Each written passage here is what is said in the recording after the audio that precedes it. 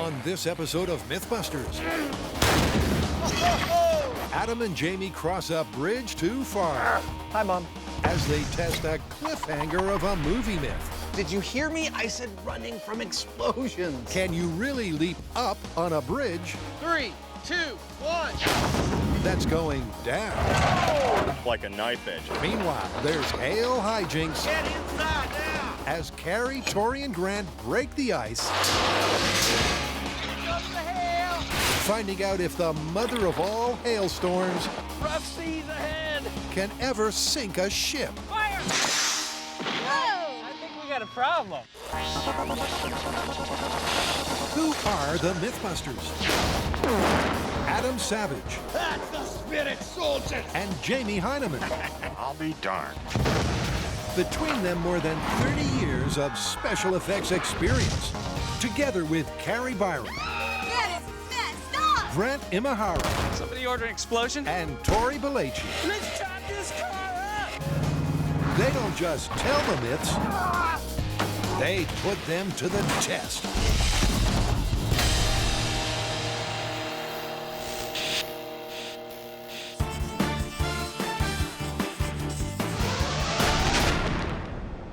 Jamie, you did a fair amount of mountain climbing in your youth, didn't you? I did. All right, this story comes from the movie Cliffhanger about a mountain climber played by Sylvester Stallone. And at the end of the movie, he is running across a suspension cable bridge on which the bad guys have put a bomb. They set off the bomb, blowing up one of the moorings of the bridge. And after the explosion, Sly, who's already running, takes 2 further steps and a final leap to safety While the bridge is falling. while the bridge is actually falling. That sounds dubious. I think the same thing, and I think that's why we should tackle it. It's a cliffhanger climax. When a blast destroys one side of his bridge, our high-altitude hero hurls himself to safety. But can you really make a running jump on a rope bridge seconds after one side has been severed? Obviously, I think we have to finish the story by doing it in full scale, you and me on a bridge we built that we destroy repeatedly. Yeah, but you know what? I think we should do some bench tests first. I agree. Perhaps just after the object started falling, there's some tiny period of time in which you can get a jump. And maybe we can tease that out in scale. Sounds like a plan. So first up, they're scaling this mountain myth in small scale, where they'll need a baby bridge, That's a flexible bridge.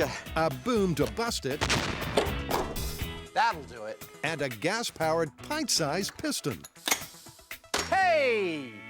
I love that. which is soon getting some serious air. Boom! Wah! I feel like we've got something really good here, don't you? Now, to stick it all together, So, we are trying to determine if after you've destroyed one side of a suspension bridge, could you still jump off that sucker? And this is the scale experiment we've built to tease this out. We've built a real suspension bridge, mounted hard on one side with an electrically activated solenoid on the other that allows us to precisely destroy the moorings on this side of the bridge. We also have a jumper, built off of a pneumatic cylinder that we can also control precisely. That control comes from these 2 timers, which will allow us to control the destruction of the bridge and the jumping of the jumper to within 1 millisecond. If there is anything at all to this story, this rig ought to tease it out. yep, it's a precision bridge drop mini rig. But first up, they're going to do a control to measure the height of the jump on an unbroken bridge. 3, 2, 1. And with that leap reaching 22 inches, That's really nice. Yeah. Jamie jumps in with the plan. To figure out how long you've got to jump off a falling bridge, we're going to start by dropping the bridge 50 milliseconds before our mini Adam jumps. Now, if he's successful at leaping away, we'll add another 50 milliseconds and try it again, and keep doing that until he's just falling and not able to leap away. That way we'll figure out what our butter zone is for jumping off the falling bridge. So it's time for test 1, where Adam's mini-me will jump exactly 50 milliseconds after the bridge has been busted. 50 millisecond delay in 3, 2, 1. Adam sure shut up, but how did this leap compare with the control? You like the little pirouette? Sure. To find out, the guys check the high speed. Amazing! He really did jump off the falling bridge. where the news is good and bad. Clearly the highest he reaches. While their jumper did jump, he peaked at a puny 10 inches, less than half the height of the control. I think we're ready. So what'll happen with double the delay? You ready? I'm ready. 100 millisecond delay, bridge jump in 3, 2, 1. Oh, it's starting to get bad at 100 milliseconds. Yeah, but he's still doing it. Jumping 100 milliseconds after the bridge gets broken, Adam did make the leap, but the height is slashed to just 4.5 inches. And when they delay the drop again, Here we go. 150 millisecond jump. 3, 2, 1. It really didn't look like anything. a fraction of a second later, there's nothing left for Mini-Me to jump off. Yet in Cliffhanger, the hero seemed to have time for a running jump. Yeah, but you know what? In the clip, he's not jumping straight up. He's jumping forward. Right, okay, so let's run these 3 tests again with him angled. Yeah. So it would seem that there is a period of time after the bridge has lost one of its moorings when it is still possible to jump off the bridge. However, that period of time seems infinitesimally small, less than 1/6 of a second. But Jamie points out that our guy in the movie isn't jumping straight up in the air, he's jumping at an angle, and maybe that gives you a little more time or a mechanical advantage. We're gonna test for it. So to match the cinematic scenario, they changed the angle of the dangle and set a new control. Oh! Wow, he jumped really far. Yeah. And then the delay tests can begin. All right, here we go. Angled bridge jump, 50 millisecond delay. 3, 2, 1. He's jumping a lot farther at an angle. There might be something here. 100 milliseconds, 1/10 of a second. Here we go. But as the bridge plunges further into free fall, they spot the same pattern as before. 150 milliseconds. As they up the delay, the leap length is slashed until, by 150 milliseconds, the miniature Mythbuster is barely making it to the end of the bridge. Well, the results from our small-scale tests are interesting, but not necessarily making it look very good for this story. And while we found that a life-saving jump off a collapsing bridge is in fact possible, it's only possible within a window of about 150 milliseconds. Now, will that time change when we go to a full-scale 80-foot-long bridge? That's what we got to find out. Now, batten down the hatches, because a storm's a brewing. All right, I love a bit of hijinks. What's the story, Tori? All right, so this is an old fisherman's myth. Now, the story goes that a hailstorm can be so intense that it can actually sink a boat. What? What kind of a hailstorm are we talking about here? We're looking at hailstones around the size of a baseball. Okay, so does the hail penetrate the boat and make it sink because there's holes in it? Or does it fill up with hail and it sinks because it loses buoyancy? Don't know, but that's what we're gonna find out. There's no doubt that hail can be hostile. Get inside now! But could a boat really go belly up by being hammered by hail? Or is this a classic fisherman's tale? All right, so obviously the details of this myth are a bit cloudy. Yeah, I mean, we have no idea whether it was a hail fastball that punctured the boat or whether it was a sheer volume of hail that caused it to go under. Well, ultimately, we're going to have to test both. So why don't we start with the puncture theory? All right, well, we can't wait for a hailstorm. Why don't we create our own? We'll get some hailstones traveling at storm wind speeds, and we'll fire it at different types of boats. Oh, that's a great idea. I can build a cannon that'll fire hail that fast if you guys can find out whether baseball-sized hail even exists. Sounds good. So first up, the guys are going to take aim at the sunk bite puncture theory. And step 1 is to get some ice advice, courtesy of Professor John Monteverdi. All right, Professor, so we're talking about hail. What exactly is it? It's a glob of ice that grows in the upper parts of a thunderstorm cloud. When it grows too large, it will fall to the ground, usually in a large mass. All right, so the myth talks about baseball-sized hail sinking a boat. Now, can hail grow to be that big? Oh, indeed. This video shows baseball hail. And those things are flying. Look at that, it's actually knocking down branches. Don't you think that hail ball that size could probably sink a ship? I think it's conceivable it could punch a hole in the ship. Depends on the material and the speed that hail gets accelerated at. So, according to the prof, this stormy story might be true. Meaning it's on to step 2, nailing the hail. We learned from our meteorologist that hail at 2.5 inches is not uncommon. So I've come to the San Francisco Ice Company to do a little carving. Always makes me feel dangerous. And she's dicing just the right ice. This block of ice I'm working with is completely clear because as it's frozen, air is circulating through it. Now that's gonna make it the hardest that it can be. Give us the best possible chance. Now I've got my ice blocks, time to press them into balls. The weight should slowly press this into the mold until it's a beautiful, perfect sphere. Yep, with her melting mold moving fast, it's not long before Carrie's box of balls are ready to get fired up. Hail balls! And while Carrie's been prepping the ammo, Tori's tracked down the target. Avast, you scallywags! We got ourselves a boat!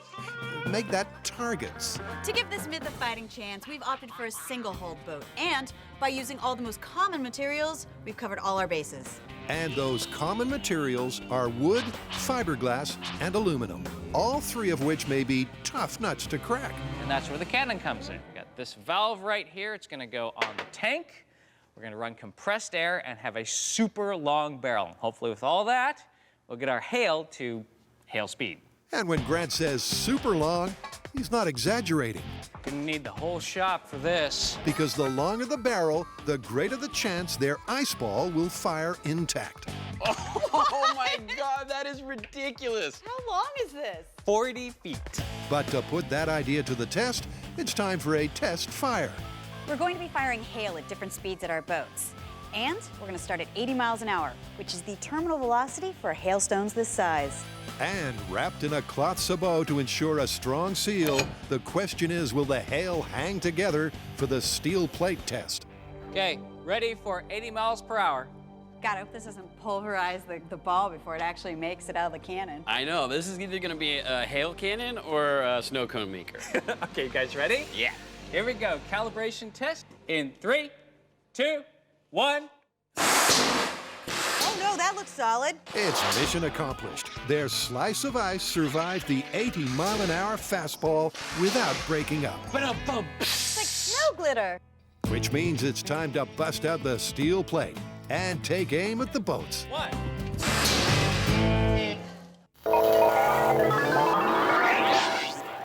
In the movie Cliffhanger, our sly hero leaps up as a blown-up bridge falls down. But back in the real world, the guys ain't jumping for joy, because their mini MythBusters bridge jump has fallen short. It is not looking very good for the story at this point. I mean, we are finding a little window where you can get some push-up, but it's a tiny window. And honestly, I don't think that's enough time for a human to react to the sound of an explosion. I think this is where we need to go full scale, because as we move up in size, the mass increases, there's wind resistance to consider. A lot of the physics change. All right, so shall we go on to building the full-size bridge and launch ourselves into the abyss? Yep. Excellent. So it's time to launch from a full-scale rope bridge. But first, the guys are going to have to build it. So this is our bridge. This is it. They just delivered it. 1,800 pounds of wood and cable. Well, let's start putting it together. All right. The guys snap to it. They've got a design in mind for a classic Cliffhanger rope bridge with wood planks underfoot and steel cables bridging the span. And making it all happen is Jamie's new favorite toy. This thing's awesome. I need to attach this cable to all these planks. Now, I don't know how this is normally done, but I've tracked down this machine here, which is a thing for nailing fences together, and it puts down really nice little staples. So that's what I'm gonna use. It's gonna make this happen really fast. Yep, it's the old right tool for the job rule, with a twist. Just in case you're wondering, this bridge is upside down. That way, the cables themselves are supporting the wood and our weight, not the staples. And an hour later, you have a bridge. It's 80 foot long, heavy going, Freaking hard to push that thing. and ready to roll. You know, I think we need to start marketing these and selling them. After carefully studying the footage from the film, we believe we've made our rope bridge pretty darn accurate. It's comprised of 2 wire ropes, about 130 pine boards. It weighs about 1,600 pounds. All that's left for us to do is to attach some railings to this, take it out to the location, and we start running from explosions. Did you hear me? I said running from explosions. And for running from an exploding suspension bridge, they've got the perfect location. Today we are at one of our all-time favorite locations, the Mare Island Shipyard Dry Dock. They used to service nuclear submarines at the bottom of this thing. And we've filmed a whole bunch of episodes here. We did Newton's Cradle. We did Seesaw Saga here. We also did Duct Tape Bridge right behind me. Whoa, I'm hyperventilating. But today, the MythBusters will be stretched to breaking point because across this dry dock, they'll rig their bridge too far before they commence their Cliffhanger collapse caper. Our plan here is really pretty simple. This is the side of the bridge that doesn't get broken. It's the permanently attached side. So we're going to weld a steel structure to hold the bridge on this side, and then we're going to lower all of this down to the bottom of the dry dock, pull it up, and attach it to its permanent mooring. Given that the bridge weighs about 1,600 pounds, we need a solid anchoring point. So what we've done is drilled holes into the concrete around here, inserted these anchor bolts, and then we've got this sturdy steel frame that we've welded together that'll get bolted to the concrete, and hopefully it'll hold. Indeed, with Adam and Jamie trusting their lives to this bridge, Watch fingers. having it hold firm is vital. Why don't we get him to lift the entire thing in the air, and then we just turn it around? And thanks to a giant crane, Okay, I need all hands over here. Let's get on this side and flip. and plenty of muscle, Beauty! Oh, it's like a DNA. it's not long before the permanently attached side is permanently attached. And go. Perfect. That's great. But wrangling the rest of this 80-foot monster could be tricky. Putting this bridge into place is a little bit of a rigging trick because we not only have to lift it in place, but we have to put tension on it. You're on. Now, cranes are just meant to lift things. They're not meant to pull sideways. To accommodate that, we've tied a rope onto our bridge. You are on, Jamie. So we're going to lift it via this forklift, and we'll pull it sideways using a truck that's tied onto the end of the rope. With the forklift holding and the truck pulling, the bridge starts to take shape. Will you look at that? Just not quite the shape they had in mind. It's quite a droop. Oh, it is going to be a hell of a lot of droop. Yeah. There's a little bit of back and forth here as we're trying to attain the final positioning and length of this bridge. We don't want it to be too straight because that's too much tension. We don't want it to be too droopy because that's not enough tension. We've got to find the butter zone, and that's what we're doing right now. After a bit of toing and froing, the guys soon zero in on the butter zone. Back up about 1 yard. That looks like the perfect amount of droop. And with that, the guys achieve suspension perfection. It's a real bridge. And all I can think is, I don't want to walk out on that. And if I don't want to walk on it, Jamie really doesn't want to walk on it. Oh, gosh. Get inside now! Hail can wreak havoc. But could a hefty hailstone really punch through a boat and sink it? Carrie, Grant, and Tori have their 40-foot cannon calibrated and their ice balls ready to fire. It's time to go hail versus hull. All right, that looks good. Let's start firing the hail balls. And the aluminum boat is first in the firing line. The boat is perpendicular to the ground and the cannon is parallel to the ground. Now in this configuration, it's like the boat is getting rained down in a hailstorm. Now we're gonna take a shot and see how much damage it does. And with the hail all wrapped up for the tightest fit, its first launch is at its terminal velocity. Ready for 80 miles per hour. But will that be enough to hold that hull with hail? 3, 2, 1. Well, in a word, no. Hail versus aluminum boat at 80 miles an hour, no hole. No. Ain't that the truth? Their first fastball barely made a dent, let alone a hole. But their aluminum boat is just the tip of the iceberg. What's this boat named? Fiberglassy. Fiberglassy. Now, fiberglass isn't as tough as aluminum, Good to go. 3, 2, 1. but it's still too tough for this stuff. No hole, didn't even budget. Next. So what about a boat made from wood? Steady as she goes. And an old boat at that.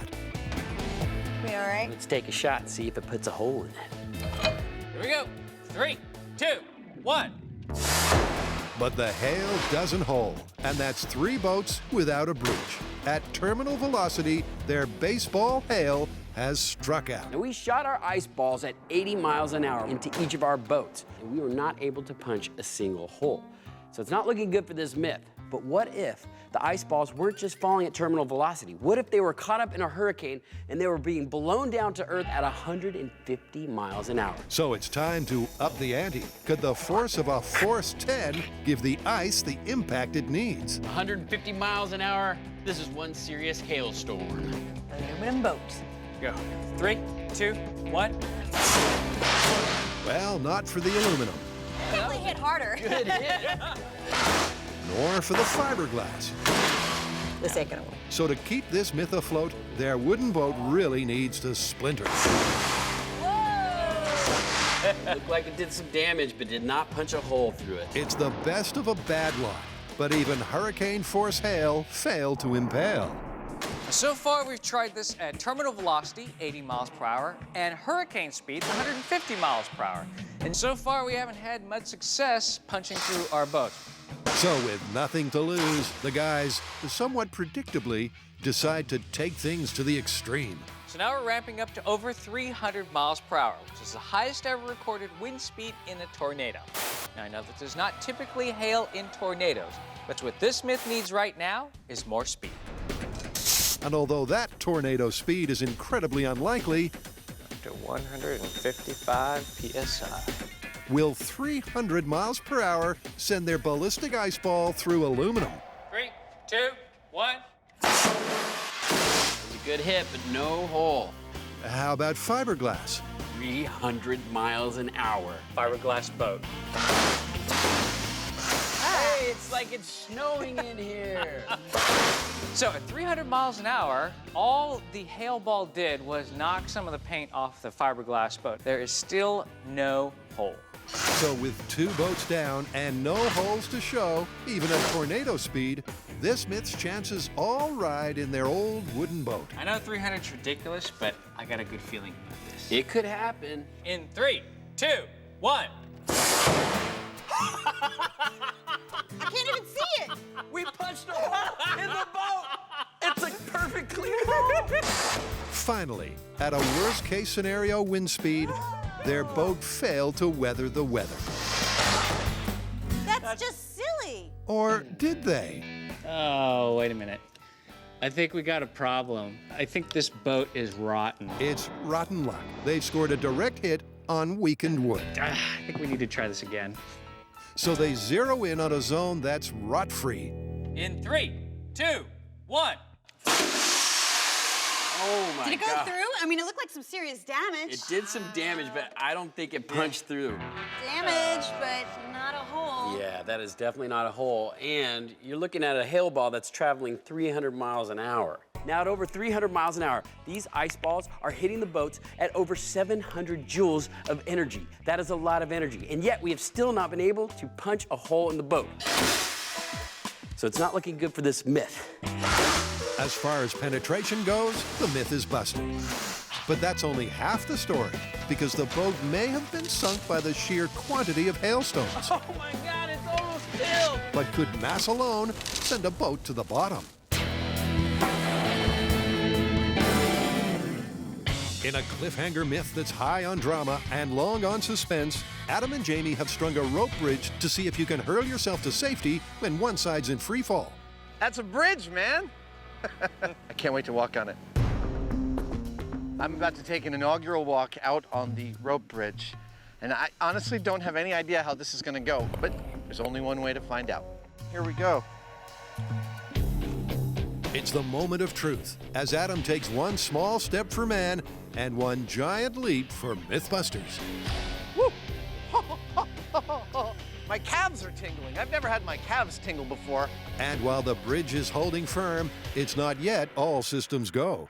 Standing on our rope bridge is giving me some real pause about the experiments we had planned. It's making me feel a little bit spooked. There's a lot of things that can go wrong with something this big when you're purposely making it fail. So before we continue, we're going to be discussing and buttoning down every last little bit of our safety protocol. And that buttoning down involves testing whether their bridge collapse system can safely drop first time, every time. It's fully padded. Shall we do it? Yeah. No mean feat given that it's triggered by explosives. We need to release all 4 of these cables precisely at the same time. And so to do that, Matt Herron and his team here are setting up some quick releases with squibs. They're small amounts of explosives that'll be triggered electronically so it all happens perfectly. That's the theory. And once the bridge bombs are primed, it's time to put that to the test. All right, blow the bridge in 3, 2, 1, go! Oh, no! Oh no is right. Only 3 of the 4 cables break free, meaning that there's a snag, literally. No! But moments later, Oh! the bridge falls. Fully, entirely, and most importantly, without any other complications. It's a good thing we did a test run because that's when you work out the bugs. In this case, the bug was a quick release that got jammed and it sort of left the bridge hanging there cockeyed. But now, it's my turn to go out on the bridge and do the drop. Yep, with the bridge hoisted back up, it's time for Jamie to put this cliffhanger myth to the test. Armed, of course, with some serious safety supplies. It's called a yo-yo. It's got a little spring-loaded pulley inside that lets the cable out really nicely until you put too much force on it, and it stops you from hitting the ground, thus saving your life. Okay, let's go. Hook me in. Jamie tiptoes into position, and once there, here's how the test is going to go. To test this story, I'm going to start running full speed towards the end of the bridge. Now, when I cross that orange plank there, Our pyro Matt will release the bridge from its moorings here by detonating 4 explosive squibs. and when I hear that bang, I'm going to take a couple of steps and dive for that board. And we'll see whether this is possible. Yep, for the myth to be confirmed, that boom, step, step, leap is the play they need to see. But Jamie's got other concerns. I should point out here that what we're about to do is not a stunt. In the movies, they do stunts. They can use computers, they can do wire removal, they can do all sorts of things that you don't see in the final edit. In our case, we're doing it for real, and that implies a certain amount of risk because this thing, it's heavy, it's unpredictable what it's going to do. Once we get on it, our lives are at stake, and it's worth being really careful with. Very careful, because Jamie's life is literally hanging in the balance. I'm hot. He's hot. All right. Jamie, you feeling good? Okay, On my mark. hold on. Okay. Just trying to get into the zone. Okay. This is it. There's no turning back. Okay. All right, on my mark. Bridge jump in 3, 2, 1, go!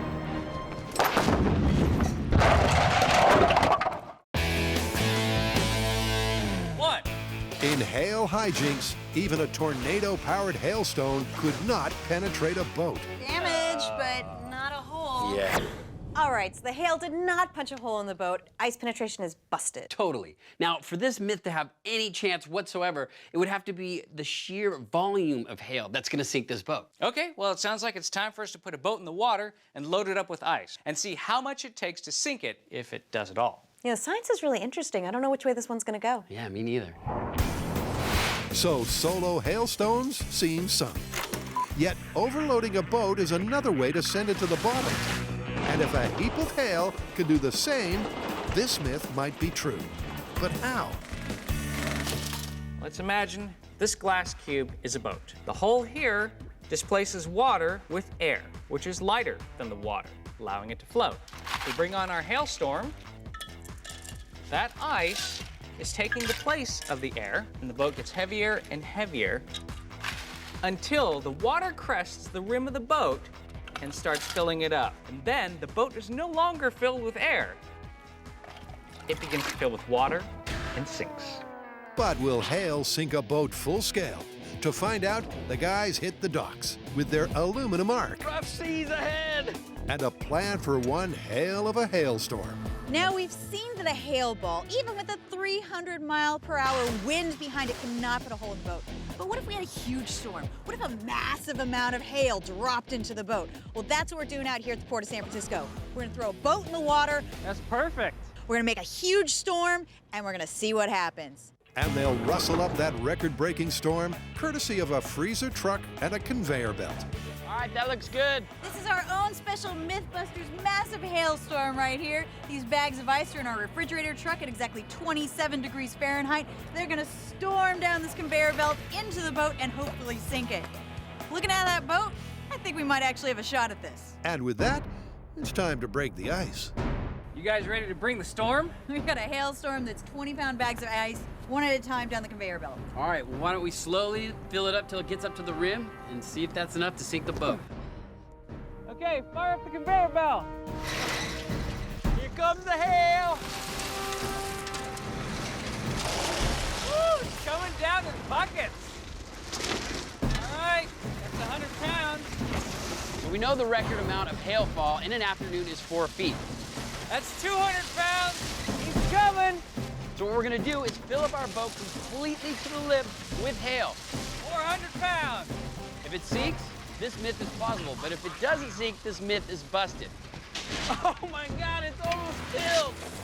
With the hail now piled 3 feet deep, I see the boat's starting to dip a little. the boat is surprisingly buoyant, and Grant knows why.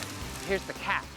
See, the ice that we have, it's not just one big block. It's a bunch of little pieces. 500 pounds of hail, and it's still floating. Which means that air can get in the middle.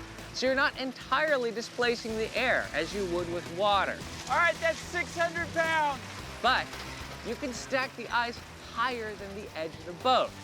So at this point, it's not entirely obvious what's gonna happen. So because ice can't fill every crack and displace all the air, if the guys stand any chance of sinking that boat, 1,500 pounds, still floating. they'll need to pile that hail high. That extra mass may overcome the boat's buoyancy. All right, that is a whole entire pallet of ice. That's a ton of ice. Yeah, and it doesn't even look close to sinking.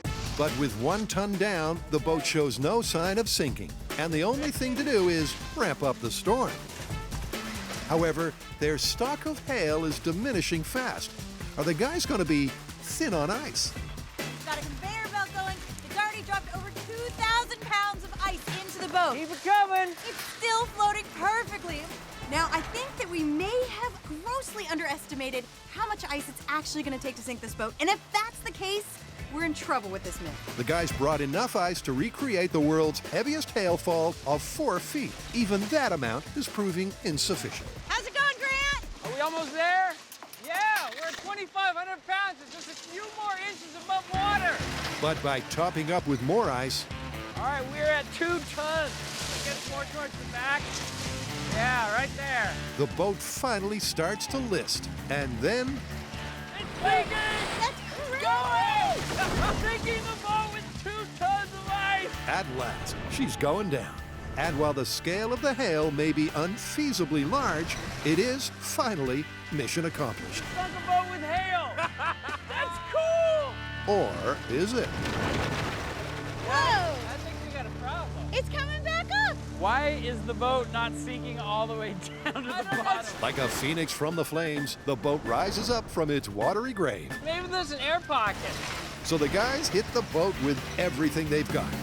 That's the last of the ice. That's 6,000 pounds down there. It's still floating. That is incredible.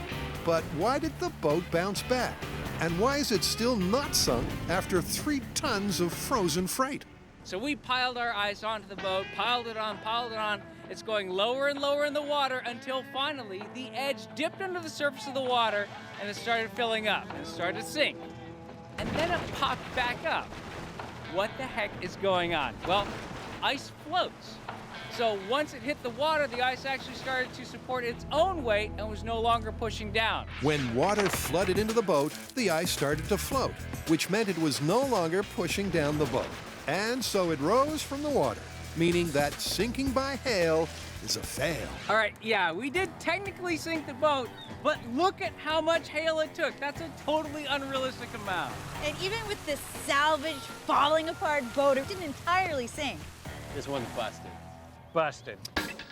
But wait just a sec, because this myth's got a twist in the tail. And fire!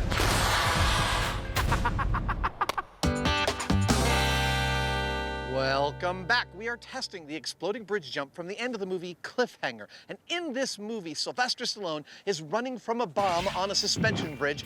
The bomb goes off and he takes 2.5 more steps before leaping to his salvation at the very end of the rope bridge.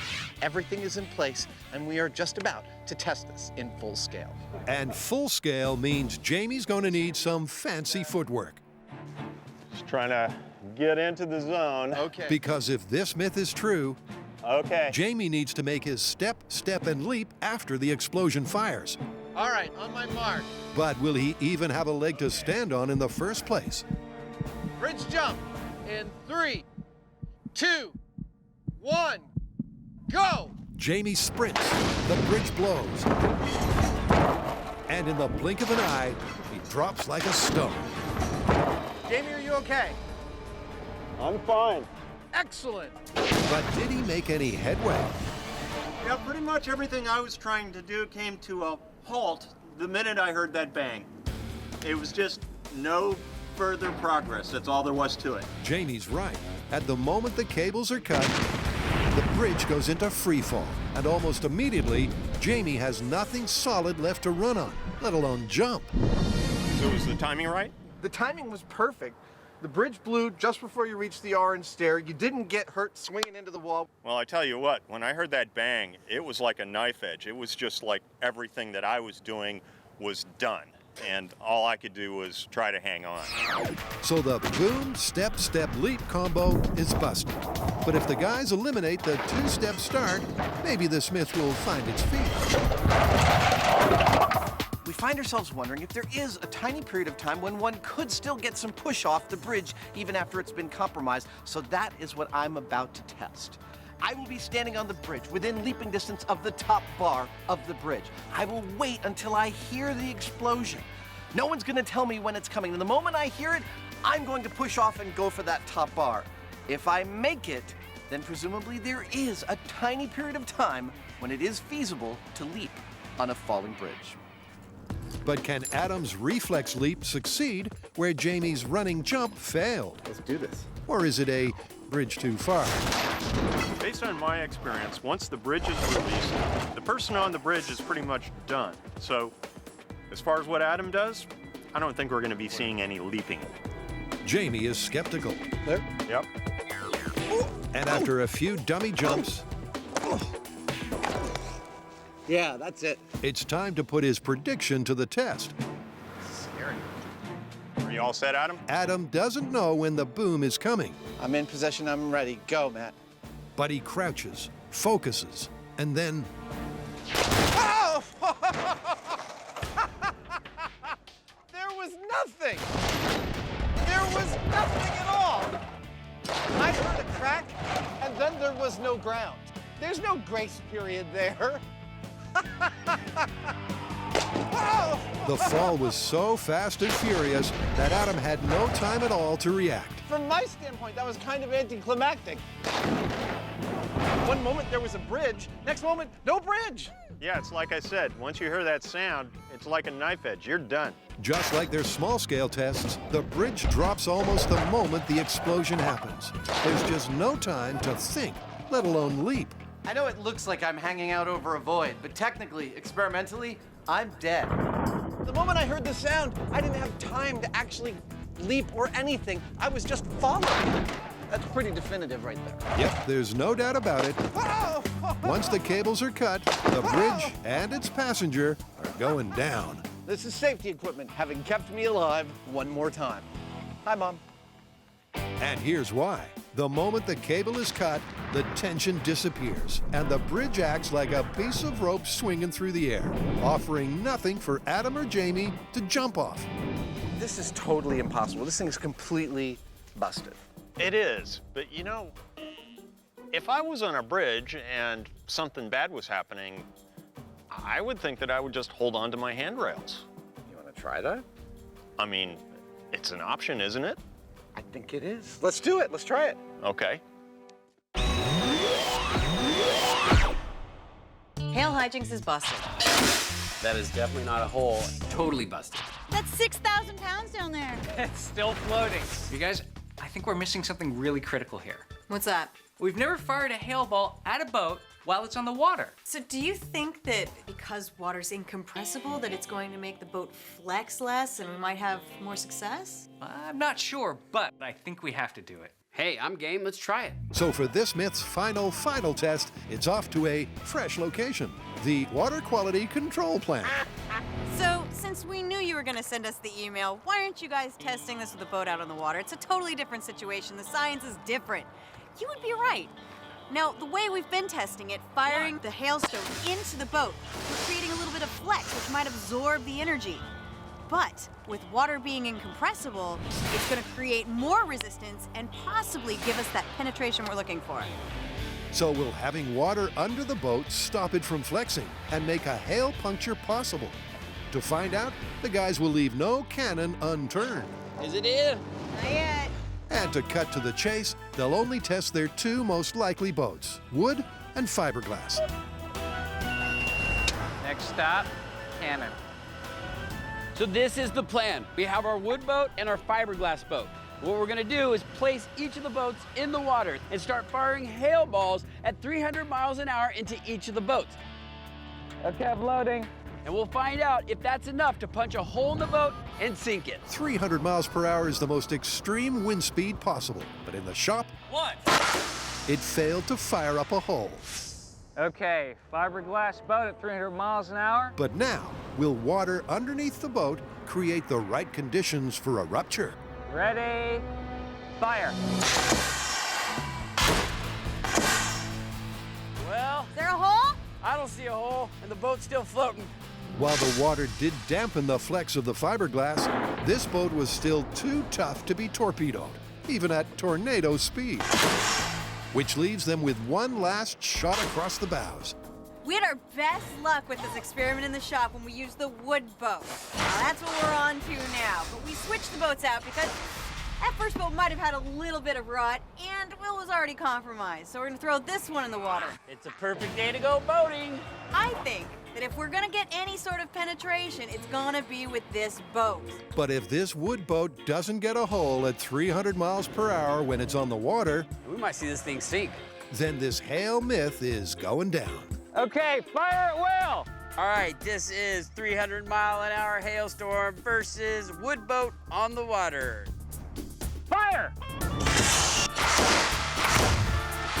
There's a hole! We got a hole! Fire more! Now that is what you call a bona fide hail hole. Man, it's taking on water fast. Dude, look at that. 300 miles an hour punched a hole. All right, that did punch a hole, but I mean, 300 miles an hour, that is a ridiculous amount of speed for a hailstone to be traveling.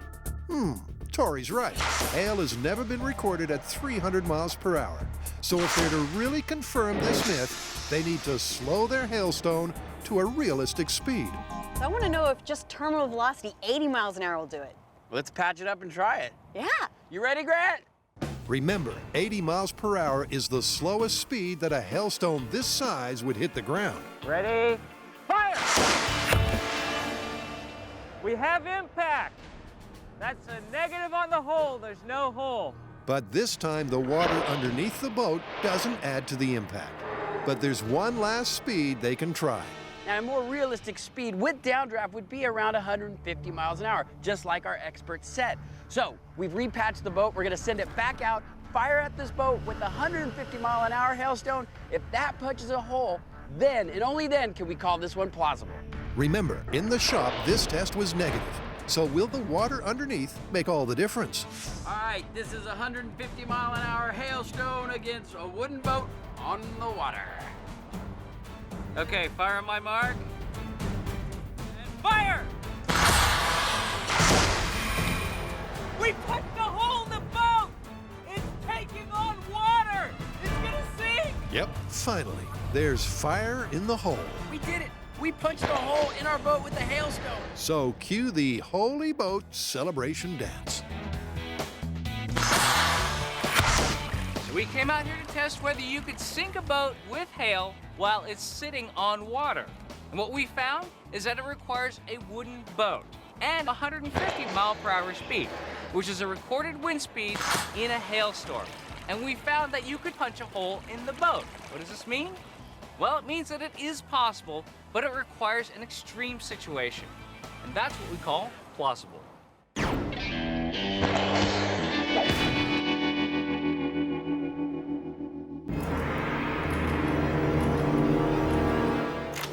The classic rope bridge is the simplest way to span two distant points when the ground falls away in between.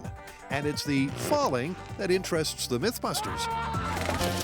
All episode long, we have been falling off of bridges, literally trying to imitate Sylvester Stallone's jump from the exploding bridge at the end of Cliffhanger. And I'm sorry to say that we have failed.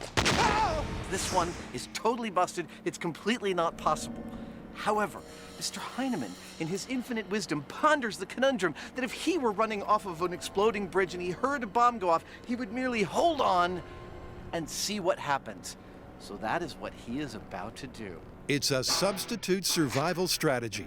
In case of bridge drop, is your best bet just to hold on for dear life. To find out, they add some cushioning to the cables. I tell you what, it's going to be a lot nicer holding onto that rope than a hard steel cable. And then Jamie assumes the position. What's going to happen here is I'm just going to run like heck, and when the bridge blows, I'm going to try and hang on to these. Unless you think the yo-yo here is helping Jamie hang on, it's not. It's merely keeping him from dying. Dying may be off the agenda, but injury is always an option, especially when you're hanging on to 1,600 pounds of falling bridge 40 feet above concrete. You know, it's kind of unsettling. It's like you know that any minute the rug is going to be pulled out from under you. You know you're going to get creamed, but you're just going to have to do it. I know exactly what you mean. I felt precisely the same way out there. So with the tension dialed in, All right, on my mark. it's the bridge's last call. 3, 2, 1, when you're ready. And Jamie, please hold the line. Okay, here we go.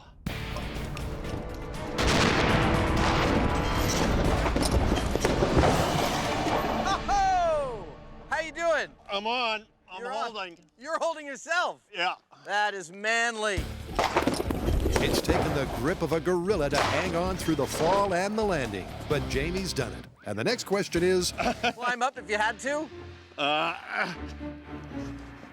like a walrus on steroids, Jamie slowly inches his way up.